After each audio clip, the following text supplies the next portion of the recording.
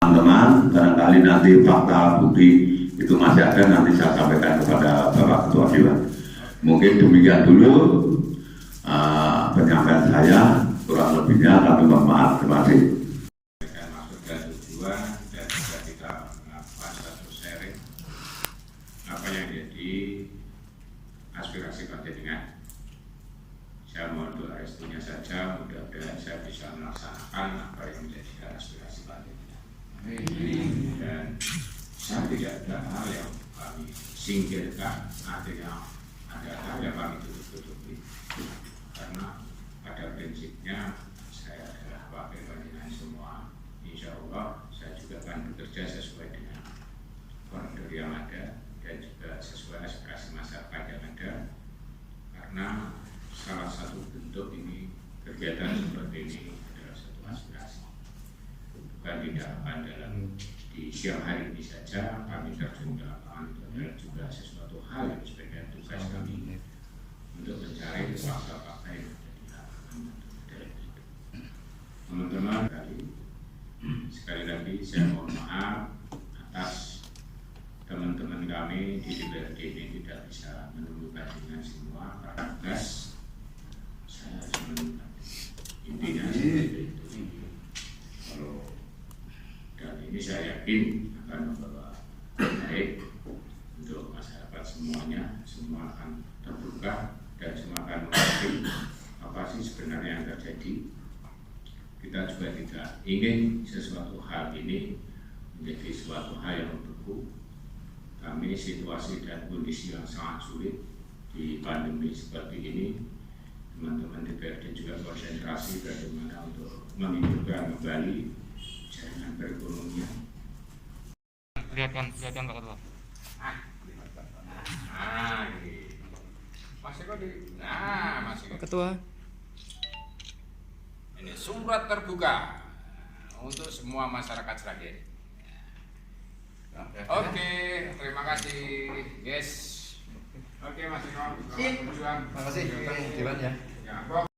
Nah, kenapa kami selalu menyebut ada kong kali kong proyek atau maklaran proyek?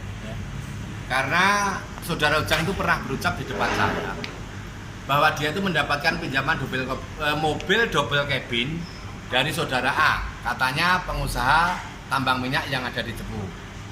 Dan ternyata saudara A itu adalah juga penyedia jasa yang mempunyai plan di Sragen. Makanya kapasitasnya Ujang itu apa? Kok mendapatkan pinjaman 1 unit mobil double cabin dari saudara A yang berdomisili di Cepu. Berarti mau tidak mau kedepannya si Ujang itu akan menjanjikan sebuah proyek kepada saudara A yang notabene katanya pengusaha minyak yang ada di Cepu. Seperti itu. Tambahan situ tanggapannya dengan respon DPRD tadi seperti apa? Ya, respon DPRD tanggapannya ya seperti itu. Memang kami tahu sebenarnya normatif banget, dan itu pun kami juga akan nanti seperti yang tertulis di sini nanti untuk teman-teman media nanti sudah kami siapkan. Jadi untuk membentuk pansus kan juga perlu beberapa tahapan dan ada payung hukumnya. Jadi nanti kami juga akan menunggu tanggapan dari DPRD. DPRD diminta beberapa bukti untuk replikernya tadi dan persiapan. Ya itu nanti nek masalah bukti dari GP3A ya gabungan itu nanti saudara Tri Hartono yang mempersiapkan. Itu dulu sudah disiapkan. Itu nanti saudara Tri Hartono yang menyiapkan setelah dia juga menunggu tahapan-tahapan di DPR.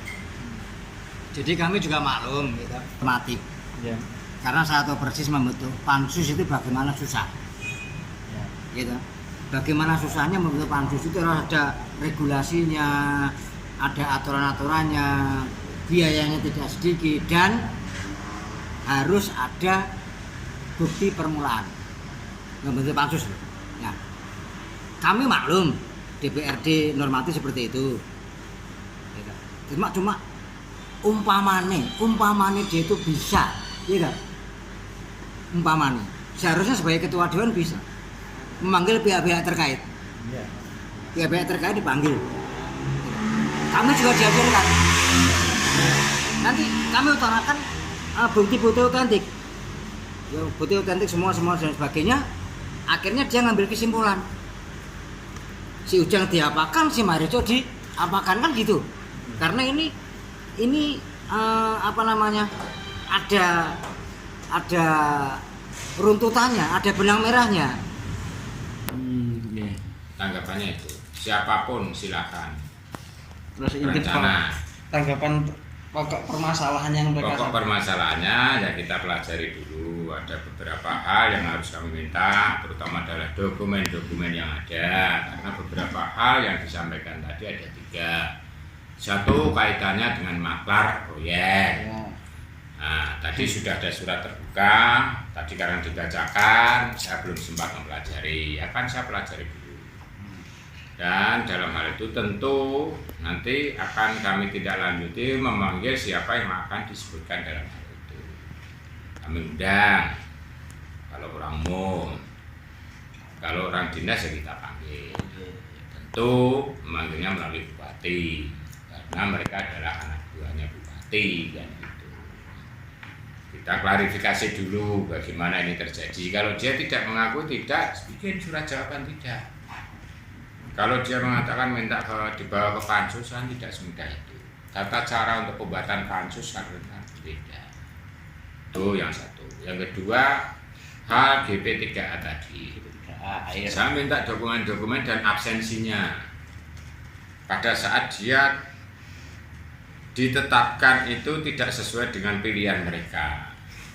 Apakah itu pengurusnya benar atau tidak yang punya hak itu, absensinya seperti apa, dan tiba-tiba muncul dengan surat keputusan yang berbeda, apakah itu sesuai dengan kepengurusan atau tidak. Kami akan pelajari dulu hal itu. Makanya saya minta dokumen-dokumennya dulu. Yang berikutnya adalah katanya ada maklar tanah tadi. Inisial S 800 juta menarik iuran dari sana sudah digerakkan. Dan uang sudah mengumpul itu diberikan pada inisial R. Macam kayak gitu. Saya juga akan mengklarifikasi apa benar atau tidak dan sebagainya.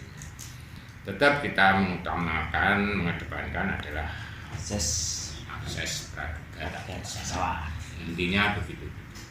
Jadi bagi kami tanggapannya lumrah hal yang biasa aja. Sudah kewajiban dari wakil rakyat menerima audiensi. Apapun akan kita tidak lanjuti. Tidak ada hal yang harus kami singkirkan, kami tutupi, kami bekukan.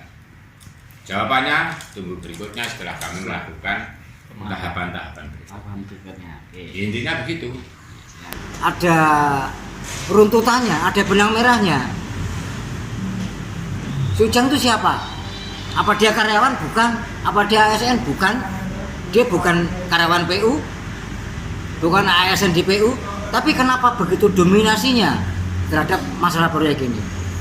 Tambahan begitu, matur nuwun. Dan itu saudara Ujang sendiri yang menyampaikan ke saya. Jadi itu saya bukan informasi dari orang lain, tapi itu dari saudara Ujang sendiri yang mengatakan bahwa mobil double cabin itu adalah pinjaman dari saudara A yang bekerja sebagai pengusaha tambang minyak yang ada di Cepu, dan ternyata akhir-akhir ini saudara A itu mempunyai basing plan yang ada di Sragen, yang jelas tujuannya untuk perubahan proyek 2020. Pasti seperti itu. Terima kasih.